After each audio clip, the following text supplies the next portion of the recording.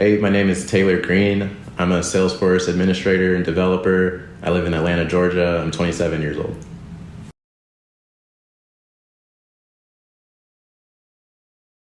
So I'm a database administrator, and so I automate business processes and how big data exists in a company, what they do with the data, insights they might want to take from the data. So on one hand, it's a data analyst, but on another, it's the processes in which that data gets there, automating those processes, making it predictable so you can forecast your business and the direction of it, and make sure you're using your resources, your human capital in a best manner.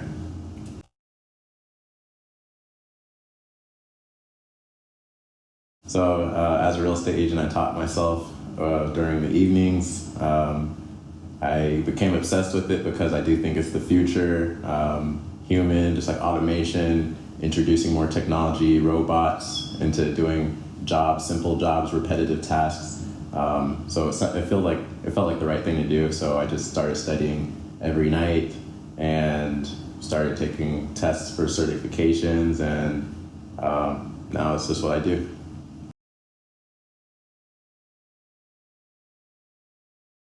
I used to think motivation comes from things like physical things, cars and such, but you have to create your own motivation, and you have to create it over and over. So one week I may create my motivation from a small goal or something, but then I know the next week I might have to create new motivation based off of something else, because everyone knows motivation's hard to have. So whatever makes motivation actually happen for you, you just have to continually find that thing and use it. And when it runs dry, find something else and use that. And when it runs dry, continue doing that.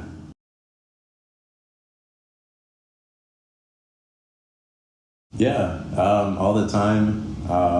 There's times where I wouldn't tell anyone about what I wanted to do because I already knew that their reaction would be like kind of laugh it off, like, that's not actually possible, or it's in a fantasy land, or he really thinks he can do that. And so at first, like, it kind of bothered me a little bit. Nowadays, it doesn't at all, because you think of it, if it could be a reflection of how someone sees their own potential.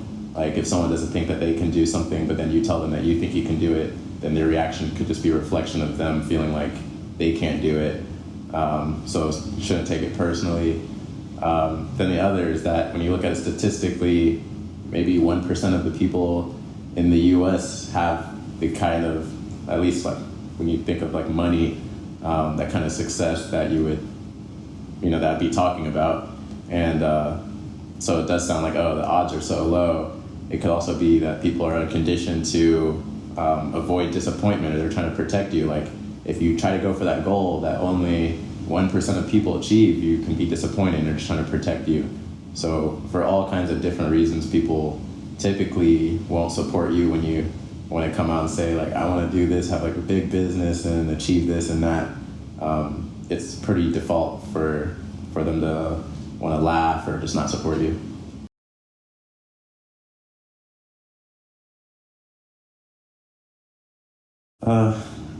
Probably when I went to college. I didn't want to go at first, and there's a point where I was realizing that academic success wasn't happening for me, and I always just imagined in my head that I was going to be successful with like business, entrepreneurship, and it kind of hit me then when I said, okay, the school thing is actually at a point where it's not about to work out. I did go back and get a computer science degree, but at that time, it was that I knew I'd have to actually do it on my own. I can't go to school and they give me a certificate which equals entrepreneurial success, and that it would just have to be from me continually trying and failing on my own and learning those lessons on my own, and that's how I can get it. And that was like it was like a sad thing to kind of realize at the time, because everyone thinks it's just that lucky break, or you get that one piece of special information and that sets you, but it's literally just the going through the trial and the tribulations of trying, because I already had several failed projects at that time, even when I was getting into college. And so it was like a bittersweet moment. It's like, okay, so school is about to hand me the keys to like business success, can arm me with some things, but I was realizing it's not what I was going to be able to latch into. It's not what was like filling that drive. And the only way I can really get to that, or should, and like everyone knows the whole cliches, is that entrepreneurs, they're like dropouts and school doesn't get them there, but like it's just like their hustle. You have to fail 100 times and learn 100 lessons and then apply it to the next one, and eventually you'll have more success.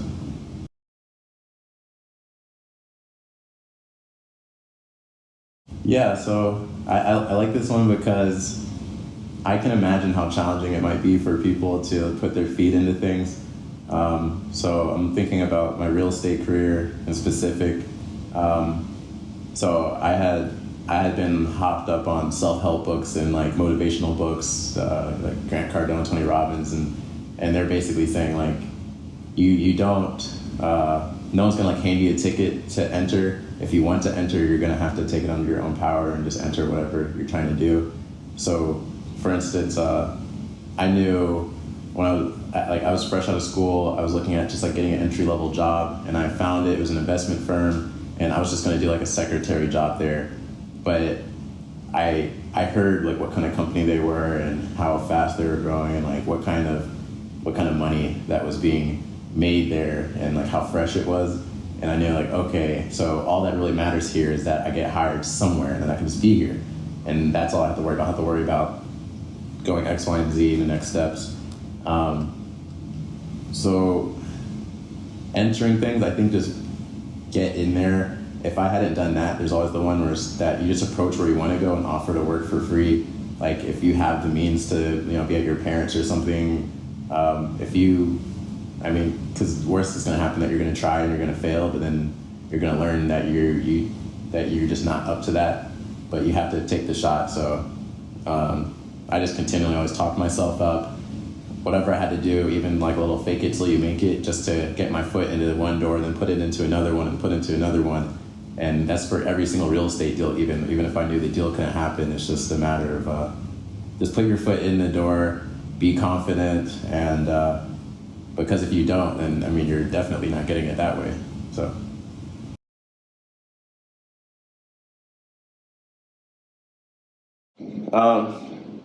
So it's like one of my favorite quotes. I didn't come this far to only come this far.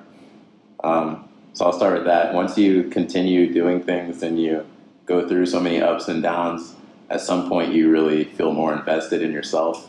And it's that, okay, I went through this and that was horrible, then I overcame it, then I went through this and that was horrible and I overcame it.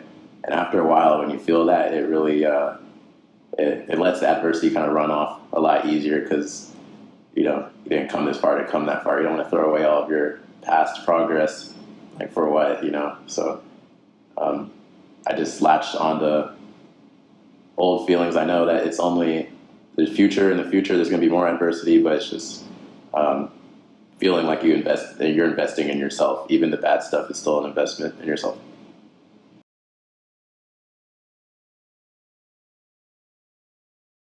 When I got started, it was really about the freedom. I feel like I have more freedom now, and I don't think there's anything wrong with saying it's about money. But when you are forced to go somewhere and spend your whole day there, life is precious. You have a limited amount of time. If you're spending 40 hours a week or more somewhere that you just don't like and it drains your energy, like that is a special thing. It's not only that time, but it's the opportunity cost of what could you be doing with that time, and what would that do for your personal development and your whole future, just like your life course. So at first, yeah, it's about freedom. Like, I used to work in fast food and grocery stores. Like, I felt like I did not want to be there, and there's no kind of like life value. I feel like I was creating it as aligned to my goals. You learn the very, very basics of like going to a job, showing up on time, doing a task, like those kind of things. But yeah, I think most everyone would want freedom from that if that's not what they want. But then, yeah, I think money, and so I've been telling people recently, I'd like to wake up and do what I want. If I want to create this, or if I want to start a project and work on this, to reach that kind of potential, the fact is that it does take money to do anything from the time you wake up. Just to wake up in a side of a building, you have to pay rent, electricity has to be on, that costs money. You get hungry, that's going to cost money. And So yeah, I guess money is a tool that is important. Freedom, I think, helps you get money. So you probably want to start with some level of freedom to be comfortable to create money and have the open mind space to start projects and put more of yourself into them and see more success possibly.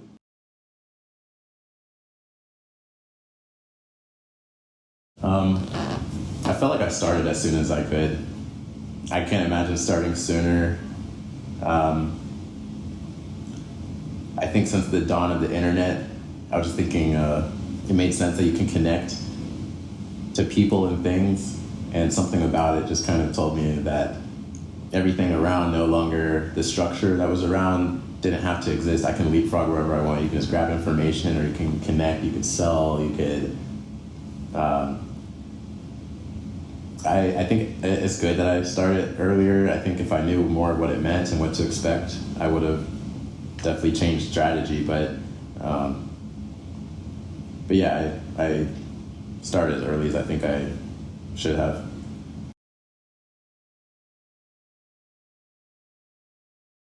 Yeah, so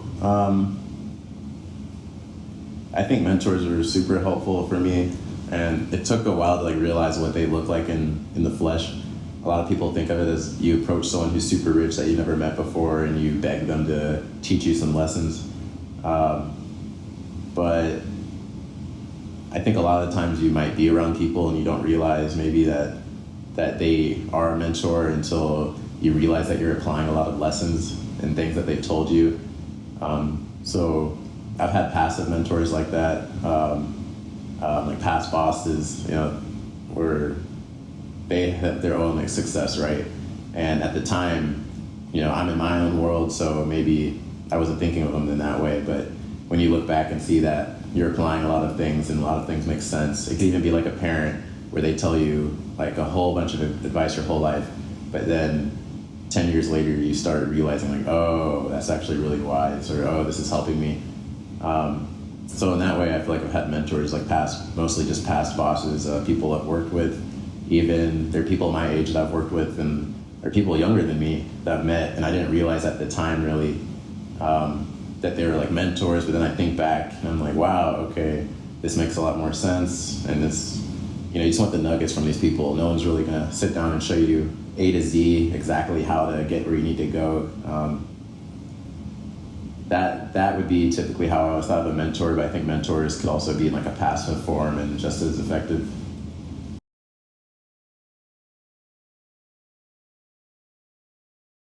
It's partly yes, I think. So I'm thinking when it came time to get like real estate and things, a lot of it was just from things I had read, where you like some kind of guru and they're just saying you gotta hustle harder and harder and harder and harder. You gotta grind and don't stop grinding. And like even though there's a lot more to that, a lot of the kind of success that I've had that came to like getting ahead of someone else was just that I knew if I outworked them, I could beat them. And it's shocking how many, in all fields, how many people you can beat and get ahead of just by staying on the gas longer than them, or focusing a little longer than them, or trying an additional one or two times. Like for every real estate deal I did, there were other investment firms, for instance, and they were all competing for the same deal. And so if you look at it, how many times I came up as the winner, a lot of the times it's just that I would work harder than them, I was faster than them, and I knew that was just like the factors that, and that's for anything. You're always competing with somebody, but I think a lot of people probably discount how much if they were to try harder, it's uncomfortable, but you just push a little harder, how many people you actually beat and how far ahead of the pack you are just by trying like a little harder, pushing a little harder, trying just a little bit more.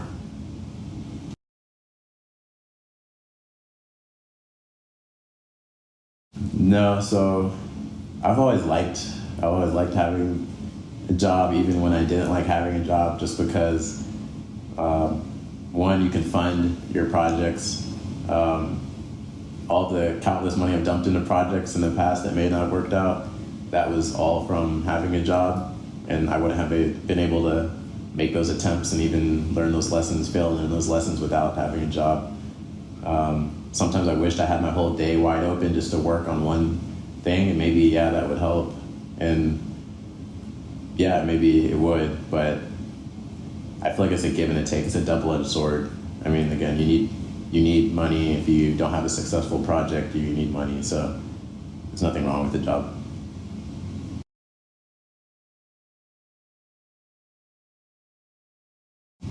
They're excited with me. I do think I'm probably in a position where I'm starting to exceed expectations. Like I said, everyone, you know, you look at just like people as a whole, you look at average incomes, average life paths, and you always want the best for people around you. But you know, eventually, I think it is maybe exciting, surprising for a lot of people, friends, family, when you do start to pull away from the pack. I think they're excited.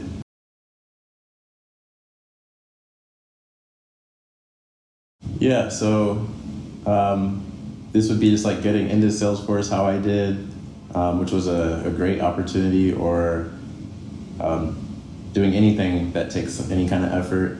I think it's just super understated that, like I say, consistency is key.